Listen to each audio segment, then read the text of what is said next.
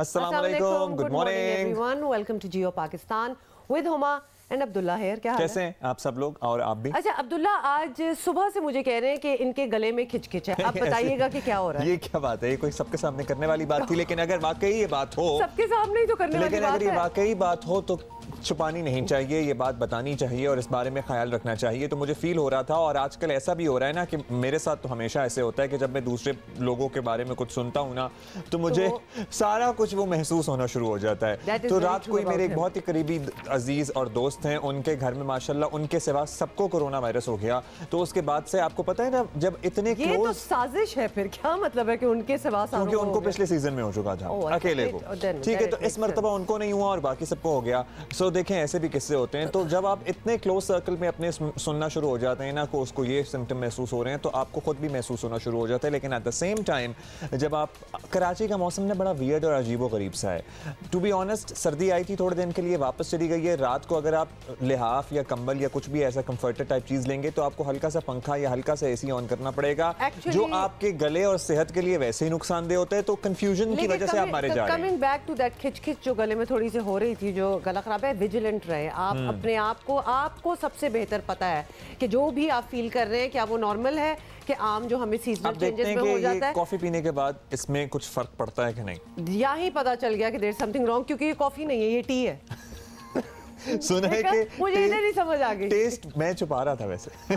Taste buds भी सुना है कि मुतासर हो जाते हैं और बाज लोगों को खुशबू भी नहीं आती है। तो खुशबू तो अब तक ठीक ही आ रही है, तो टेस्ट भी चल ही रहा है। अच्छा, आपको जल्दी से बता दें, not to scare you but still we want to make sure कि आप ज़रूर अवेयर हो कि हमारा क्या हालात है रिलेटेड टू कोविड इन पाकिस्तान। तो 55 जो हैं वो अमवात हो चुकी हैं। हम 24 आवर्स की बात कर रहे हैं। न्यू केसेस जो हैं वो 3262 नए केसेस जो है, जो कि स्लाइट कमी हुई है मेरा ख्याल है, क्योंकि कल कुछ 3500 तक नहीं बात कही। मतलब है कि ये कमी बेशी तो चली रही है। उससे 2 दिन पहले 2000 में नंबर आ रहे थे, उसके बाद फिर दोबारा 3000 में चले गए। अलार्मिंग वाले रोज बताते हैं, तो जरा कमी हो तो वो भी बताना चाहिए। बट एनीवे, थोड़ी बहुत है, ज़्यादा नहीं। Positivity rate is very very high, probably the highest in the country. कल एनसीओसी को बहुत तशवीश हुई है कराची की, मुल्क के सबसे बड़े शहर की सूरत हाल पर। इस बारे में तफसील से बात करेंगे।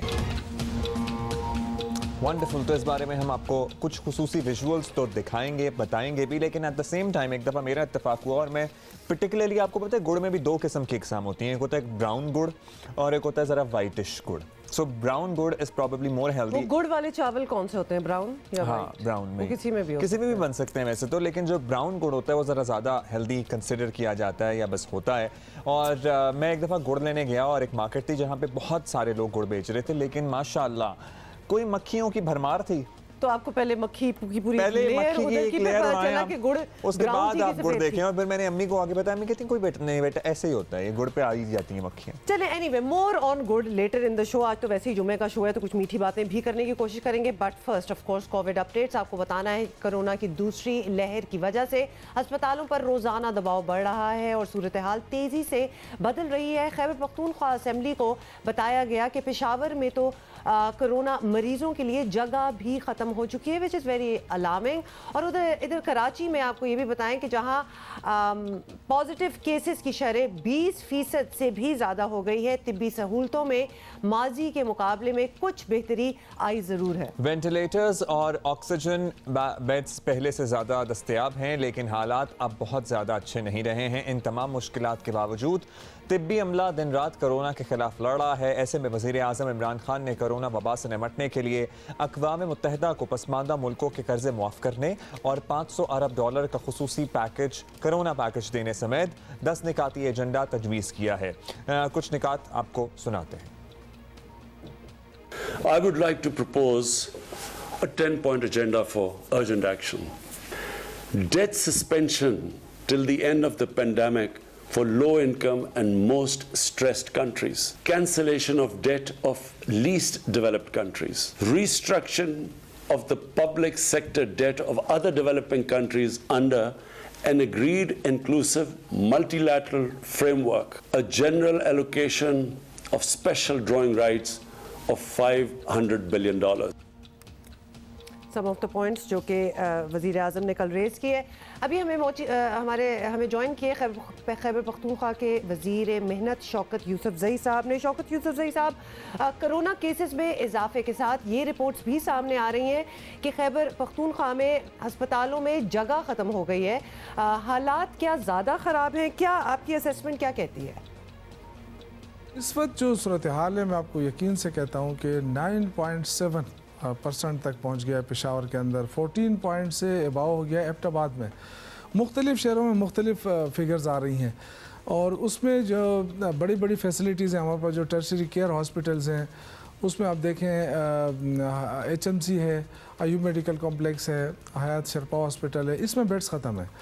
और तकरीबन अगर आप देखें जो प्राइवेट हॉस्पिटल्स हैं बड़े, उसमें नॉर्थ वेस्ट के अंदर मैंने उस दिन डॉक्टर से बात की तो वो कहता है जी जो कोरोना के लिए हमने 40 बेड्स मुख्तस किए थे वो ख़त्म हो गए, 20 हम और भी बढ़ा रहे हैं। ये कुछ बेड्स जो हैं वो LRH के अंदर भी रहते हैं। तो ये सूरत हाल ख़तरनाक है, इसमें कोई शक नहीं है। अब ये बताइएगा शौकत साहब कि कोरोना की पहली लहर में बार बार ये कहा गया कि अस्पतालों की इस्तेदाद बढ़ाई जा रही है, एज एन उनकी कैपेसिटी अब ज़्यादा होगी।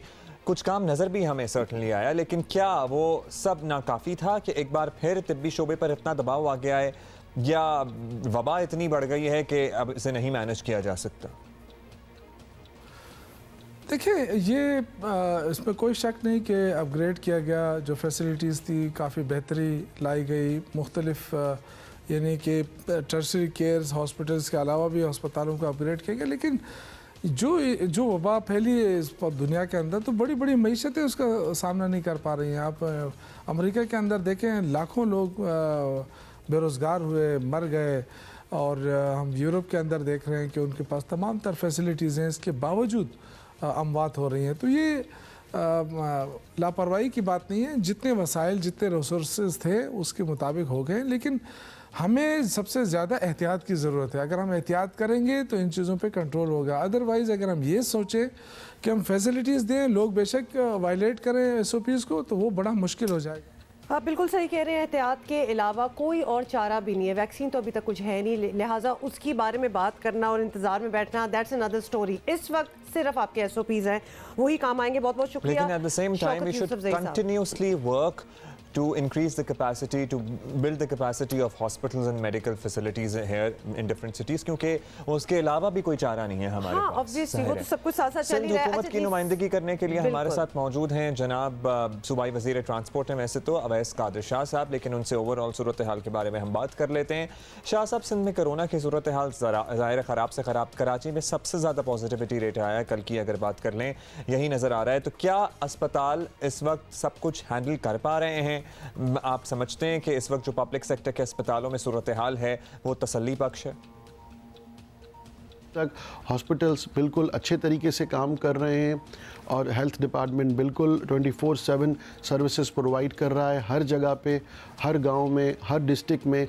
और इंशाल्लाह हालत, हमें उम्मीद है कि इसी तरह जो है वो हेल्थ डिपार्टमेंट अपना काम करता रहेगा। और मेरी दुआ ये है कि हालत ज़्यादा ख़राब ना हो, हालात अंडर कंट्रोल रहें।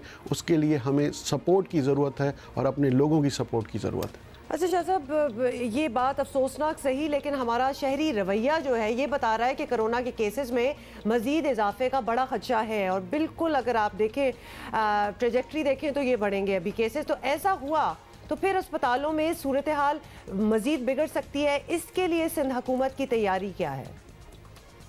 देखें, ये बिल्कुल बात ठीक है कि मैं इस पे भी कोई गलत दो राय नहीं है। हम जहाँ पे देखते हैं वो, कहीं आप कराची देख लें, लाहौर देख लें, पेशावर देख लें, कोयटा देख लें, इस्लामाबाद देख लें, तो आपको मास्क पहने हुए लोग बहुत कम नज़र आएंगे। और बहुत अफसोस के साथ कह रहा हूँ कि मेरे पाकिस्तानी भाई बहन, हम रिक्वेस्ट कर कर के थक गए हैं। अब भी मैं ये रिक्वेस्ट कर रहा हूँ कि खुदारा SOPs पे अमल करें, मास्क पहने, बगैर बिला ज़रूरत घर से बाहर ना जाएं, सोशल डिस्टेंसिंग मेंटेन करें, हाथों को सैनिटाइज़ करें। देखें, ये चीज़, इन चीज़ों से हम अपने आप को भी बचा सकते हैं, अपने घर वालों को, अपने प्यारों को, अपने इर्द गिर्द रहने वालों को भी बचा सकते हैं। हालात अगर मज़ीद बिगड़े, देखें तो हालात माजी की तरह ख़राब हो सकती है। जब कोरोना शुरू में आया पाकिस्तान में तो हालात ख़राब होते जा रहे थे। सिंध गवर्नमेंट के पास अपना इंफ्रास्ट्रक्चर मौजूद है, जो हमने पहले जब हालात बहुत बिगड़े हुए थे उन वक्त में जब एमरजेंसी बेसिस पे जो हमने आइसोलेशन सेंटर्स बनाए थे वह इंफ्रास्ट्रक्चर मौजूद है, उसमें मेडिकल इक्विपमेंट भी है, सारी चीज़ें अवेलेबल है।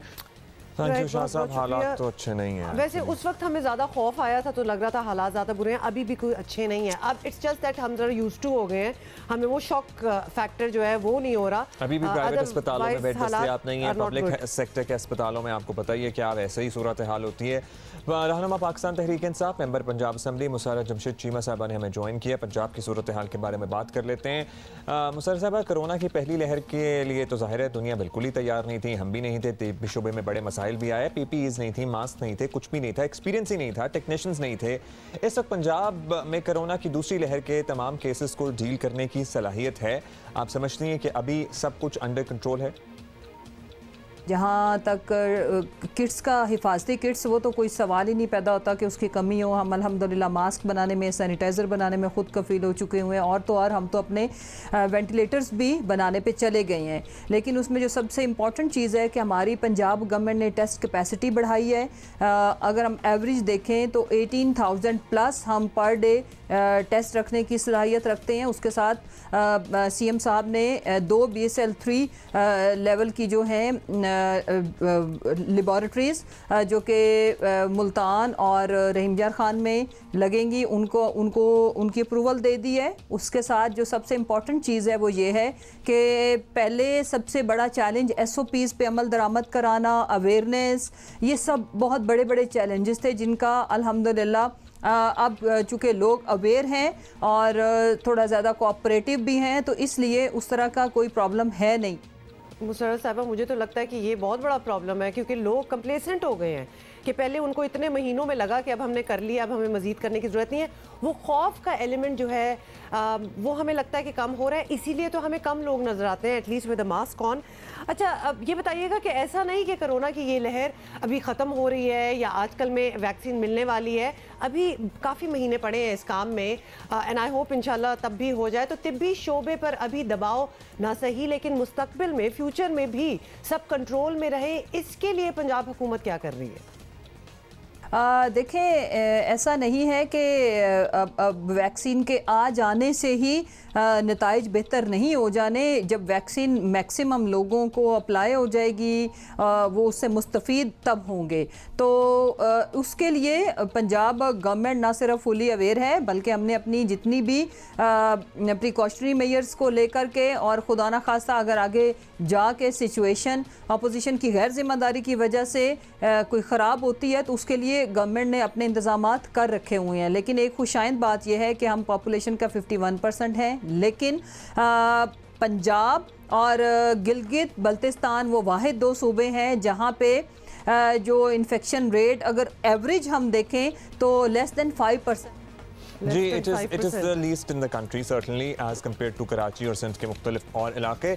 लेकिन इस बात पे तसल्ली न रखिएगा, एहतियात बढ़ाइए, ख्याल रखिए। कल आपको बताना है कि 5 दिसंबर को दुनिया भर में रज़ाकारों का दिन यानी इंटरनेशनल वॉलंटियर डे मनाया जाता है, और इस दिन को आज हम यहाँ मना रहे हैं। आपको पता है ना कि कल तो हमारा शो होता नहीं है, तो इतना इंपॉर्टेंट दिन है कि हमने सोचा आज इसको ज़रूर ऑब्जर्व भी करना चाहिए, सेलिब्रेट करना चाहिए। तो इस दिन का मकसद है उन लोगों की हौसला अफजाई करना जो इंसानियत की खिदमत में मसरूफ़ हैं। पाकिस्तान में ऐसे बहुत सी तंजीमें काम कर रही हैं और बड़ा अच्छा काम कर रही हैं।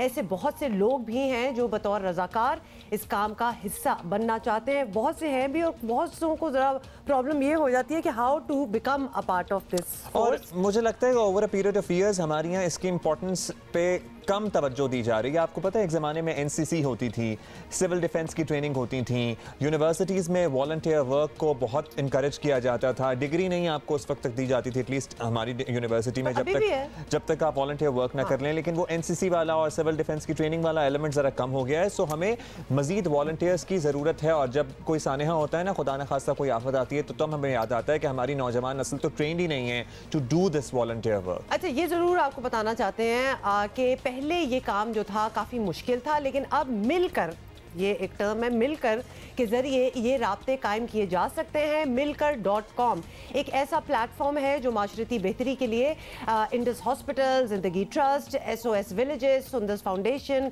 ग्रीन क्रेसेंट फाउंडेशन जैसे इदारों को रजाकारों तक रसाई दिलवाता है। बहुत इंपॉर्टेंट बात है, यही हम कह रहे थे, बहुत लोग वॉलंटियर करना चाहते हैं, दे डोंट फाइंड आउट कि हम किधर जाके मदद कर सकते हैं। तो इस मिशन पर जी बात करने के दे डोंट लिए फाइंड आउट कि हम किधर जाके मदद कर सकते हैं, और जिनको मदद चाहिए होती है उनके लिए भी एक ऑनलाइन प्लेटफॉर्म की मौजूदगी बड़ी आसानी हो गई है, क्योंकि मिलकर.com पर जाके आप अपना रेलेवेंट मसला शेयर कर सकते हैं और वहां से आपको फिर मदद मिल जाएगी। ज़ीशान अफजल साहब CEO मिलियन स्माइल्स हमारे साथ मौजूद हैं, और जाहिद सईद साहब हैं CEO ग्रीन क्रेसेंट। पहले ज़ीशान आपसे बात करेंगे। ज़ीशान ये बताइएगा सबसे पहले तो कि ये जो प्लेटफॉर्म है, ये जो इनिशिएटिव है, ये किस तरह से ऑपरेट करता है? एक आम आदमी, मैं और हुमाम या कोई भी हमें देख रहा हो, वो मिलकर.com पर जाकर किस तरह से अपने मसले से रिलेटेड मदद ले सकता है? पहले तो जी, अस्सलाम वालेकुम एवरीवन। सबसे पहले तो आप सबका थैंक यू। कल एक बड़ा इंपॉर्टेंट डे है, वॉलंटियर डे, और आप आज इसको बना रहे हैं। मिलकर.com इज अ ग्रेट इनिशिएटिव। देखिए, पाकिस्तान में मोर देन 4000 इदारे काम कर रहे हैं, NGOs जिनको आप कहलाते हैं।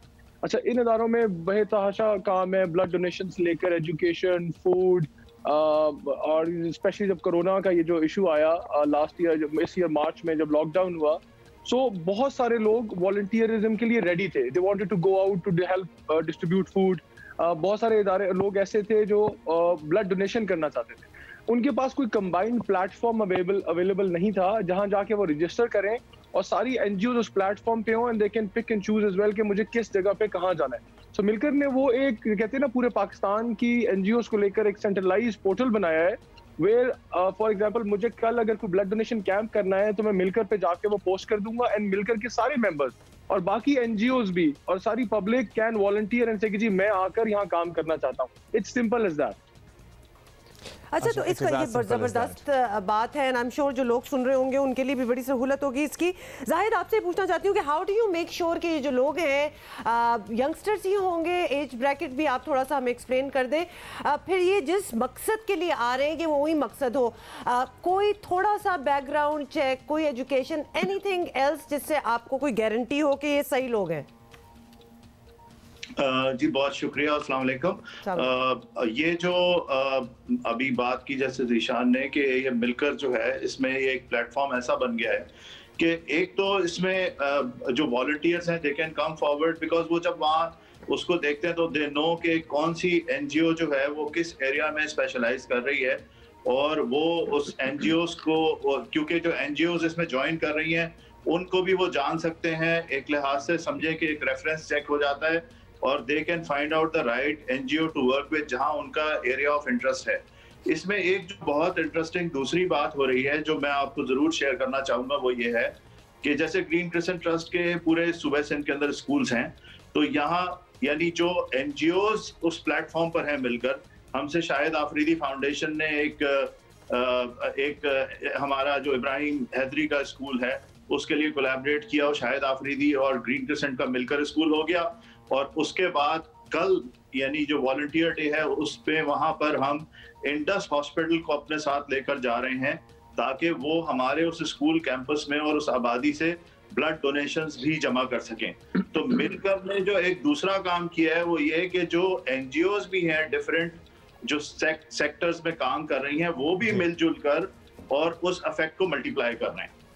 और पर्टिकुलरली हमें कोरोना के टाइम्स में इस चीज़ की अशद ज़रूरत नज़र आई कि बहुत सारी NGOs जब एक ही जगह पे अगर एक ही इलाके में राशन बांटना शुरू हो गई या मदद पहुंचाना शुरू हो गई तो वो ओवरलैप ना हो जाए, इसलिए हमने देखा था कि इनिशियली सिंध हुकूमत ने भी एक इंटीग्रेटेड प्लेटफॉर्म बनाने की कोशिश की थी जिसमें NGOs एक दूसरे से राब्ते में रहें, ताकि जहाँ मदद पहुँचा रहे हैं वहाँ रेपिटेशन ना हो जाए, ताकि बाकी तमाम लोगों तक भी मदद पहुँच सके। ज़ीशान, अब वो लोग, वो नौजवान जो हमें सुन रहे हैं इस वक्त and who want to contribute, एक तो है ना मदद लेना, वो नौजवान जो अपना हिस्सा डालना चाहते हैं, वो कैसे आप लोगों से राब्ता कर सकते हैं? वो इंडिविजुअली हर NGO के पास जा सकते हैं या फिर वो मिलकर.com के पास अपना CV भेज सकते हैं? आपके प्लेटफॉर्म पे कोई अपनी एक्सपर्टीज, कोई इंटरेस्ट, कुछ सब कुछ ये स्टेट करना पड़ता है?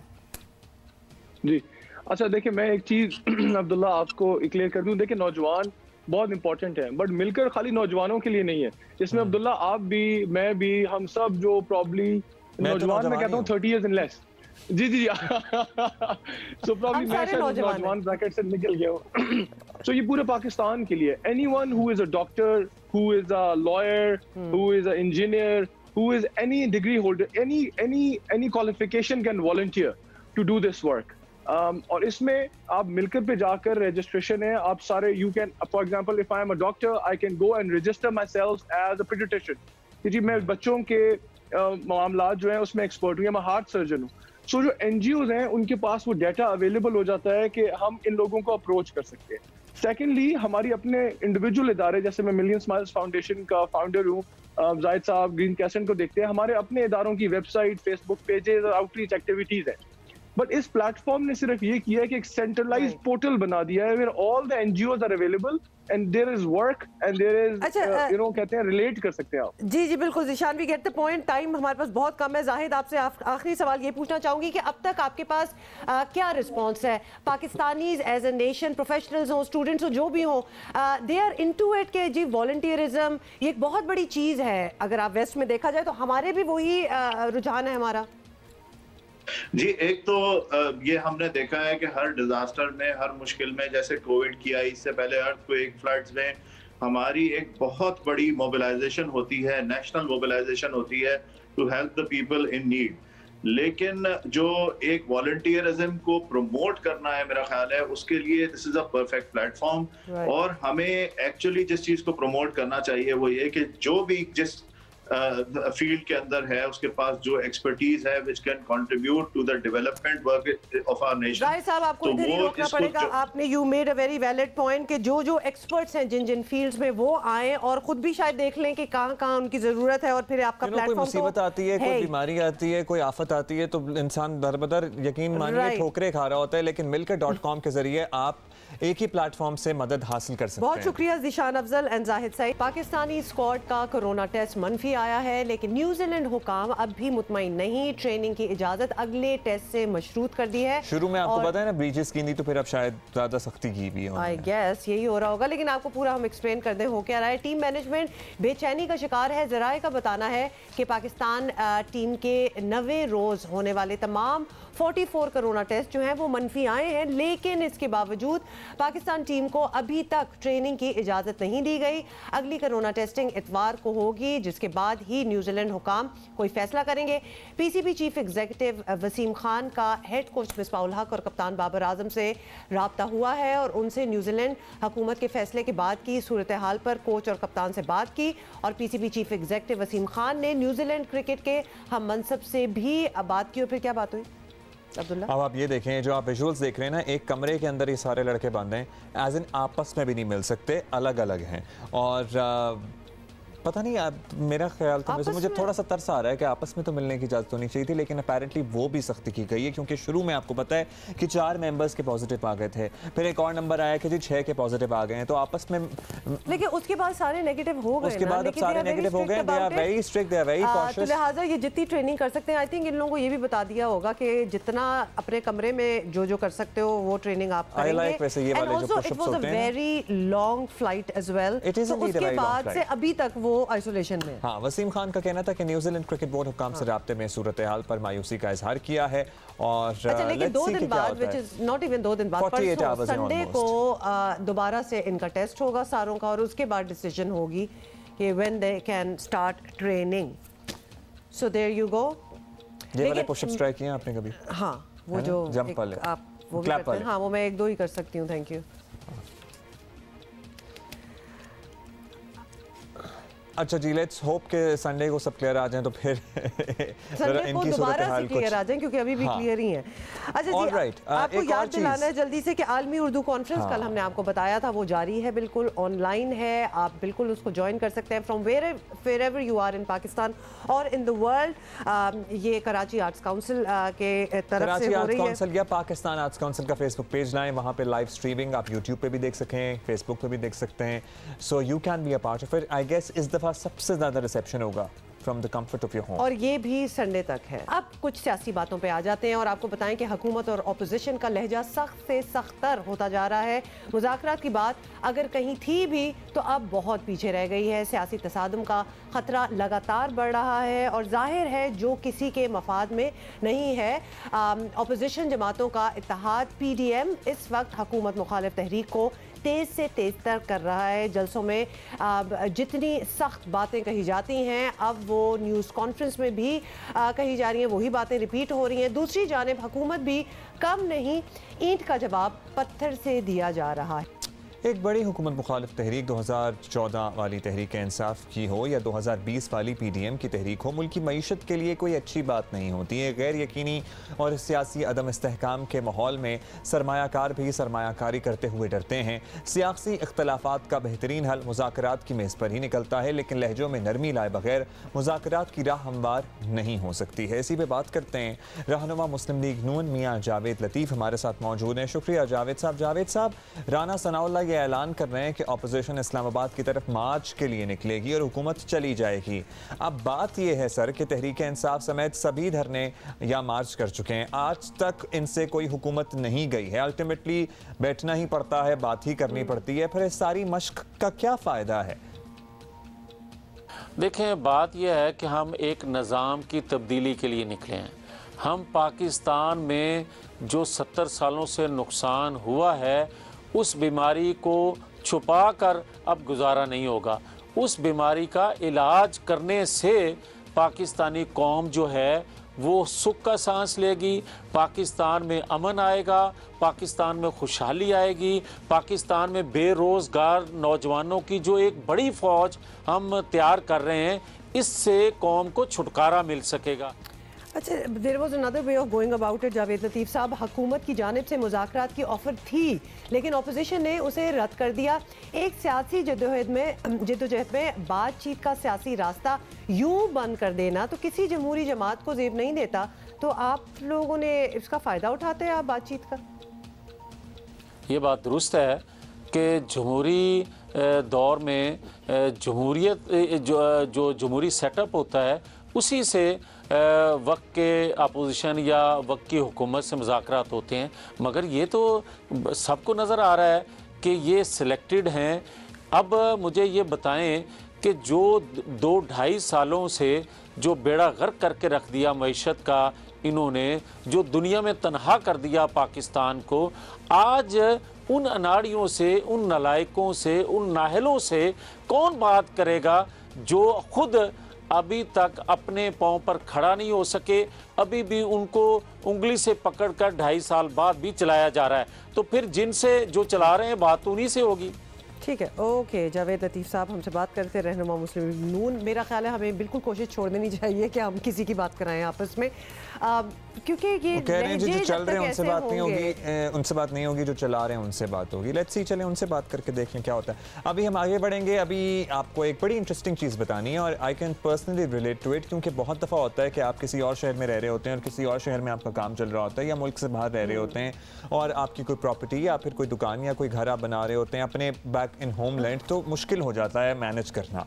मकान बनाना हो, दुकान, तामीराती सामान का हुसूल खासा मुश्किल काम है। वैसे ही क्योंकि आपका एक्सपीरियंस तो होता नहीं, आप ज़िंदगी में एक आध दफ़ा ये काम कर रहे होते हैं, आपको क्या पता कि आपको जो रेट कोट किया जा रहा है वो सस्ता या महंगा है, क्या सामान चाहिए, किस मिक़दार में चाहिए, सस्ता क्या हो गया है और कहाँ से मिलेगा, मार्केट के कितने चक्कर लगाने पड़ेंगे। ये बड़ी टेंशन वाली बात है और ऐसे दौर में इसे दूर करने के लिए मार्केट में बड़ा पोटेंशियल मौजूद है। और इसी पर बात करते हैं। अली आलम कमर साहब हमारे साथ मौजूद हैं जो एक ऐसा नया कॉन्सेप्ट लेकर आए हैं और इसका नाम है ज़रिया.pk, जिसकी मदद से तामीराती शोबे की ज़रूरियात के लिए टेक्नोलॉजी की मदद ली जाएगी।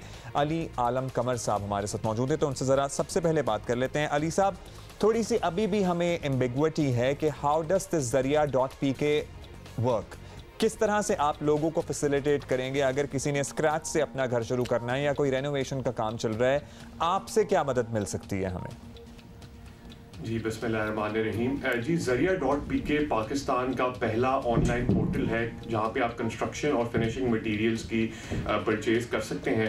हमारा मकसद Zaria.pk को बनाने का ये था कि जितने भी आर्किटेक्ट्स हैं, कॉन्ट्रैक्टर्स हैं, कंस्ट्रक्टर्स हैं या जो लोग पहली दफ़ा कोई प्रोजेक्ट या घर बना रहे हैं तो उनको बहुत सारे मुश्किलात का सामना करना पड़ता है, स्पेशली मटीरियल परचेज प्रोसेस में, जिसमें बहुत ज़्यादा मिसकमिटमेंट्स हैं, प्राइस की बहुत ज़्यादा फ्लक्चुएशंस हैं, क्वालिटी के इश्यूज़ हैं और डिलीवरी के बहुत ज़्यादा इश्यूज आते हैं। तो ये सारे को आसान करने के लिए, उसका हल करने के लिए हमने Zaria.pk को लॉन्च किया है, जहां पे आप घर बैठे बैठे एक क्लिक के जरिए ऑनलाइन कंस्ट्रक्शन मटेरियल परचेज कर सकते हैं और सबसे फास्टेस्ट डिलीवरी के अंदर आपकी डोर स्टेप पे, आपकी साइट पे आपको मटेरियल्स मिल जाएंगे। और हम मार्केट से गारंटी करते हैं अली, आपसे कि हम मिनिमम 3% रेट्स की बेहतर। अच्छा, ये आपने बता दिया कि मार्केट से रेट्स भी कम मिलेंगे, लेकिन जो पहली बार घर बना रहा होगा, जो कंस्ट्रक्शन कर रहा होगा, उसके लिए बड़ा एक ट्रस्ट इशू है। एक तो चीज़ समझ में भी नहीं आ रही, उसके बाद ना हाथ लगा के देखा, ना दुकान पे गए, ना कंपैरिजन किया, तो ऑनलाइन कैसे, मतलब ये ट्रस्ट इशू आपको पता है पाकिस्तानियों को वैसे भी ज़रा ज़्यादा हो जाता होता है, तो इसको कैसे डील करेंगे? बिल्कुल जी, आप बिल्कुल सही फरमा रही हैं कि ई कॉमर्स में आज बहुत ज़्यादा ट्रस्ट इश्यूज लोगों को सामने करने पड़ते हैं। उसके लिए हमारी जो कंपनी है वो SECP और FBR से रजिस्टर्ड है और हमारा पूरा एक डेडिकेटेड टीम बैठी है जो क्वालिटी को मेक श्योर करती है। क्वालिटी एश्योरेंस की पूरी टीम है हमारे पास। फिर हमारे पास कस्टमर सर्विस 24/7 अवेलेबल है, जो आपकी जितनी परेशानियाँ हैं, और पहली दफ़ा घर बना रहे हैं, आपको प्रोसेस का नहीं पता कि आपने कैसे घर बनाना है, क्या मटीरियल लगेगा, कितनी क्वान्टिटी लगेगी, वो सारा गाइड करने के लिए हमारे पास इंडस्ट्री एक्सपर्ट भी बैठे हुए हैं। अच्छा, सबसे इंपॉर्टेंट पता है क्या अली बात होती है, जो प्रॉब्ली अपने शहर में काम कर रहे हैं ना, वो तो मार्केट का सर्वे कर लेंगे, लेकिन इतनी बड़ी तादाद है ओवरसीज पाकिस्तानियों की जो कि कनाडा, अमेरिका, दुनिया के किसी भी मुल्क में बैठे हुए हैं, घर उनके यहाँ बन रहे हैं, लाहौर में बन रहे हैं, कराची में, चकवाल में, कहीं भी बन रहे हैं, या फिर ऐसे लोग जो किसी और शहर में जॉब करते हैं और उनके घर किसी और शहर में है, उनका जो बर्थ सिटी है वो कोई और है और वहाँ पे वो कोई प्रोजेक्ट कर रहे हैं, उनको किस तरह से फैसिलिटेट करेंगे आप लोग? जी बिल्कुल, आप सही फरमा रहे हैं। और स्पेशली जो हमारे ओवरसीज पाकिस्तानीज हैं, आजकल बहुत ज़्यादा कंस्ट्रक्शन चल रही है पाकिस्तान में, और उनको तो बहुत ज़्यादा मसलों का सामना करना पड़ता है, बिकॉज उनको जो है बिल्कुल ट्रस्ट करना पड़ता है यहाँ पे लोकल जो जिनसे वो काम करवा रहे हैं। तो इस प्रोसेस को ही ईज़ करने के लिए और ट्रांसपेरेंसी मार्केट में लाने के लिए हमने जितने हमारे टॉप सप्लायर्स हैं, सीमेंट हो गया, स्टील हो गया, ब्रिक्स हो गई, उन सब के साथ पार्टनरशिप की है, और हमारे ताकि हम इस पूरे प्रोसेस को आसान कर सकें और डायरेक्ट सप्लायर्स के थ्रू हम उनको डिलीवरी करवा सकें। तो इसलिए ओवरसीज पाकिस्तानी घर बैठे जहां भी वो हो, जहां भी लोकेशन उनकी हो, वो घर बैठे इसको ऑनलाइन ऑर्डर प्लेस कर सकते हैं। घर बैठकर ऑनलाइन ऑर्डर प्लेस कर सकते हैं। होपफुली कि इसमें वक्त गुजरने के साथ साथ और चीज़ें भी ऐड होती जाएंगी, क्योंकि फिनिशिंग मटीरियल्स की आपको पता है ना, एक तवील फहरिस्त होती है, वो तो नेवर एंडिंग फहरिस्त होती है, बट आई एम श्योर अभी भी बहुत कुछ अवेलेबल है। आप Zaria.pk पे जा सकते हैं। थैंक यू अली आलम साहब, आपने हमें वक्त दिया। और सोशल मीडिया तो आपने देखा ही होगा। हाँ जी, एक मामला चल रहा है और वो है वज़ीर आज़म के मावन खुसूसी नदीम बाबर की प्रेस कॉन्फ्रेंस का, जिसमें वो जियो न्यूज़ के प्रोग्राम आज शाहजेब खानज़ादा के साथ में पेश करदा हक़ाइक़ का बगैर कॉन्फ्रेंसेस हैं, तो लिहाजा उसमें पेश करदा हक़ाइक़ का बगैर किसी दस्तावेजी सबूत जवाब देते रहते हैं। लेकिन अब दूसरे मावनीन खसूसी जो हैं वो भी आगे आ रहे हैं। बात एक ही है, और लेकिन चूंकि उनको लग रहा है कि शायद अगर चेहरा बदल लेंगे तो उसमें वजन ज़्यादा आ जाएगा। जब बात में वजन नहीं हो तो फिर चेहरा बदलने से वजन आता नहीं है। शाहजेब खानज़ादा ने गुज़श्ता रोज़ अपने प्रोग्राम में कहा कि नदीम बाबर ने अपना झूठ पकड़े जाने पर यही झूठ शहबाज गिल से भी बुलवा दिया। अब उस प्रोग्राम का क्लिप आप खुद ही देख लें। नदीम बाबर साहब ने एक और गलत बयानी की। हमने 122 अरब रुपए के जो मुल्क को नुकसान पहुंचाया गया है वो मामला उठाया। सियाको सबाक से हटकर उन्होंने फिर बात कर दी कि 122 अरब रुपए के का जो सवाल है वो तो उठ ही नहीं सकता। हमने क्या बात उठाई थी वो आपके सामने रखेंगे, पर उनकी बात सुनिए। एक मीडिया हाउस ने कहा जी 122 अरब रुपया हमने फालतू इस वजह से ज़ाया कर दिया। अब आप लोग सब के हाथ में टेलीफोन है, या इसको कैलकुलेटर मोड में डालें, एक छोटी सी कैलकुलेशन कर लें। जनवरी से नवंबर के आखिर तक हमने 13 स्पॉट कार्गोस खरीदे, दिसंबर में 6 बुक किए हुए, उनको भी शामिल कर लें, 19 cargos. On the average her cargo की कीमत होती है 22 से 25 मिलियन डॉलर्स। दोनों को ज़रब दे लें और उसके रुपए बना लें, ये कुछ 76 अरब रुपए बनेंगे। मैं ये 19 के 19 कार्गो फ्री ले आता, फ्री ले आता तो 76 बिलियन बनने थे। ये पता नहीं कौन सा हिसाब है कि जी 122 बिलियन का नुकसान कर दिया इन स्पॉट कार्गोज में। ये फ्री आ जाए 19 के 19 तो उसकी वैल्यू 76 बिलियन बनती है। उन्होंने फिर गलत बयानी कर दी कि और कह दिया कि जो इस साल की एलएनजी है सिर्फ उसकी कीमत बताई गई है। हमने एक चीज़ बताई थी कि कैसे 122 अरब रुपए बनते हैं। देखिए 2018 में एलएनजी टर्मिनल पूरी तरह इस्तेमाल ना करने पर $45 मिलियन अदा किए। फिर 2019 और 2020 में भी टर्मिनल पूरा इस्तेमाल नहीं किया जा सका, पैसे ज़ाया किए गए, यानी तकरीबन 25 अरब रुपए का नुकसान किया गया। 30 अरब रुपए का नुकसान इस साल के 9 महीने में फर्नेस ऑयल से महंगी बिजली पैदा करके किया गया। 20 अरब रुपए का नुकसान फर्नेस ऑयल से बिजली पैदा करने की वजह से इन सर्दियों में होगा। 10 अरब रुपए का नुकसान 2018 की सर्दियों में कर दिया गया। 35 अरब रुपए का नुकसान गर्मियों में सस्ती एलएनजी मिलने के बावजूद और ये पता होने के बावजूद कि दिसंबर में पाकिस्तान को एलएनजी चाहिए होगी, फिर भी ऑर्डर करने में देर की गई क्योंकि पाकिस्तान अब एलएनजी महंगी खरीद रहा है। इस वजह से 1.5 अरब रुपए का नुकसान अगस्त और सितंबर में देर से एलएनजी खरीदने की वजह से कर दिया गया, हालांकि डिमांड का अच्छी तरह पता था। यानी मुल्क का 122 अरब रुपए का नुकसान सिर्फ गलत फैसलों की वजह से और फैसलों में ताखीर की वजह से किया गया। और ये सब नुकसान इसके अलावा है जो इस दौरान गलत फैसलों की वजह से कभी बिजली ना होने और कभी गैस ना होने की वजह से मुल्क के अवाम को और इंडस्ट्री को हुआ। उम्मीद है वज़ीर-ए-आज़म नदीम बाबर साहब से इस बात का जवाब लेंगे। उनका मौक़िफ़ लेने के साथ साथ इस मामले की आज़ादाना तहकीकात भी कराएंगे और देखेंगे कि मुल्क का तो 122 अरब रुपए का नुकसान हुआ मगर फ़ायदा किसे पहुँचाया गया।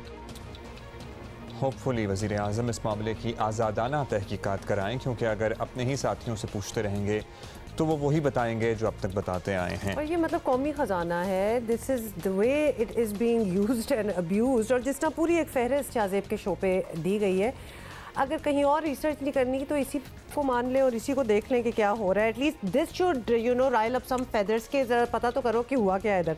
अच्छा जी, अभी हम आगे बढ़ेंगे और बच्चों के हकूक़ पर ज़रा पता है आपको बात कम होती है और इसकी आगाही भी ऐसी नहीं है जितनी होनी चाहिए। एक वजह यह भी है कि बच्चों के साथ एक इसकी वजह से मज़ालिम भी और बढ़ रहे हैं और इन्हीं की रोकथाम के लिए चाइल्ड कोर्ट्स के क़याम का ऐलान किया गया था। आप में से बहुत से लोगों को नहीं पता होगा कि there is a thing such as child courts, नहीं पता था ना।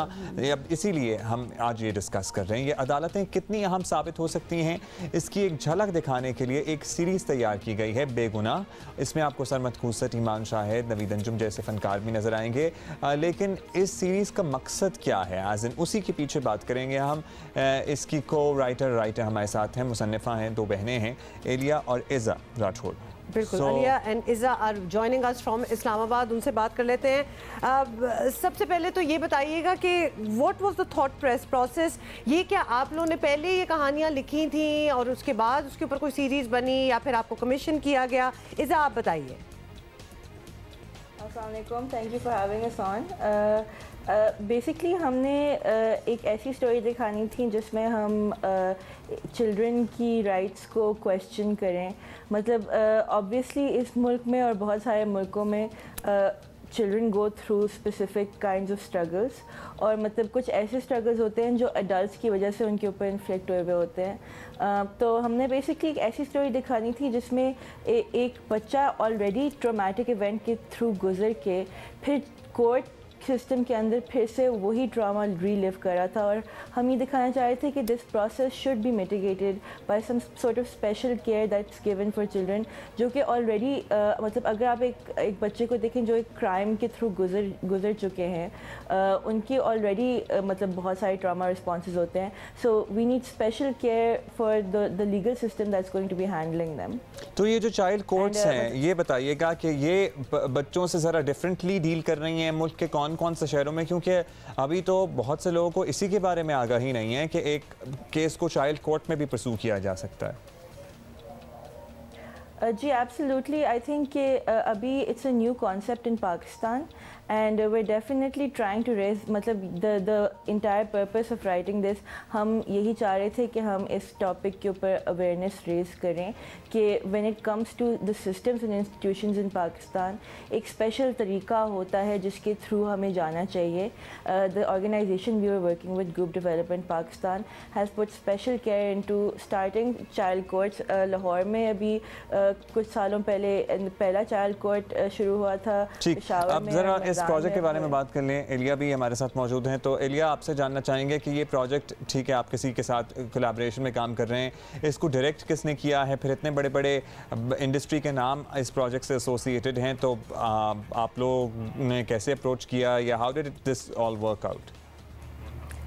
एक्चुअली द डायरेक्टर वो हमारा एक बहुत क्लोज फ्रेंड है, फैमिली फ्रेंड है, सिकंदर विंसेंट खान, और उन्होंने एक नई like youth led production company start की है, slug line films. Shahryar Ali Khan और सिकंदर विंसेंट खान ने दोनों को डायरेक्ट किया है। और Sarmad खुसट, Iza could be able to tell you better about Sarmad Khusat, लेकिन he was her professor at NCA. So she's graduated from NCA, or right now she's doing her filmmaking masters. So it's like a youth-led justice through arts thing that we're trying to do right now. In our opinion, वैसे through web series और इस तरह की चीज़ें जिसमें the youth is being empowered through YouTube and web series, इस तरह की चीज़ें में we're breaking out of this saas bahu complex that a lot of TV shows have nowadays in our mainstream media. No offense, लेकिन फिर भी like That's why ये कहाँ देख सकते हैं, लास्ट में क्विकली बता दें। जी जल्दी से बता दीजिएगा कि ये कहाँ देख सकते हैं और कितनी क्या ड्यूरेशन है? So there's 3 episodes. Each episode is around 10 minutes long. और ये YouTube पे भी premiere होगा, लेकिन there's going to be a private premiere here in Islamabad, and I'm sure in other cities as well. अभी it's not confirmed. लेकिन it will be premiering on YouTube. There are complications because of COVID, लेकिन अभी हमारा plan है कि throughout the country there will be premieres, tiny premieres. चलें जी, we're looking forward to that premiere. बहुत शुक्रिया इज़ा and Alia, 2 sisters. कितनी talent है भाई हमारे मुल्क में। और ये by the way child courts वाला, ये तो इन इटसेल्फ एक अवेयरनेस है कि बिकॉज कितने लोगों को पता है कि यहाँ ये चीज़ भी ऑपरेट कर रही है। अच्छा जी, कावन क्या गया इस्लामाबाद के मरकज़ार चिड़ियाघर में वीरानियों का राज सा हो गया है। ज़रा दुखी शायरी वाली बातें लग रही हैं, लेकिन अब क्या होगा? चिड़ियाघर बंद है, क्या होगा? अलैना वकार हमें बताएंगी इस चिड़ियाघर का क्या होगा। उस लोकेशन पे यू मीन?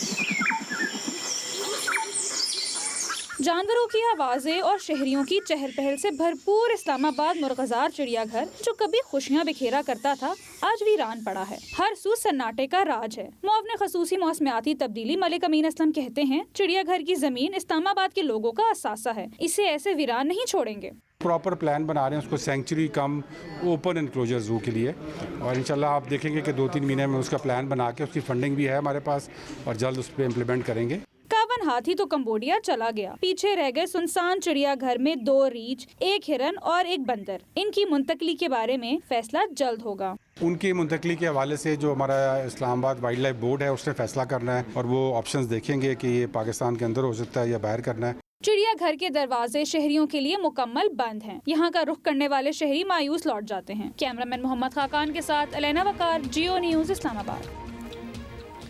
तो अब सैंक्चुरी बनाई जाएगी। This has to be the most beautiful location in Islamabad, by the way. कोई भी चीज़ यहाँ बनेगी तो अच्छी होगी। अच्छी बनेगी, यानी यहाँ पे कुछ जानवरों से रिलेटेड चीज़ बननी चाहिए। फिर बंद करना पड़ेगा उनका। नहीं, हम ऐसी बातें नहीं कर रहे। ओपन सैंक्चुरी होगी। SOPs का ख्याल रखें, वीकेंड पे प्लीज बहुत ज़्यादा बाहर ना निकलें। We'll see you on Monday, inshallah. Have a great day.